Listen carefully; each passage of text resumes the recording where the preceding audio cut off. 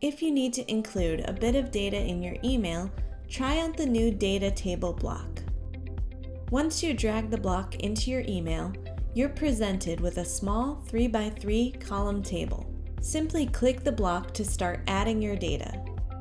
You can customize the font size, color, etc., just like the other blocks in your email.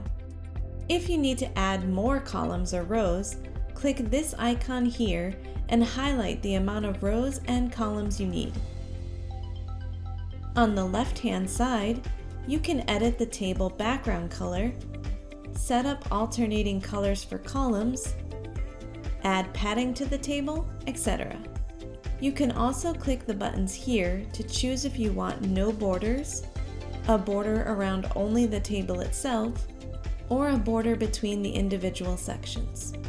Lastly, you can set up a color to differentiate the row and column headings. And that's how easy it is to include tables in your emails with Constant Contact.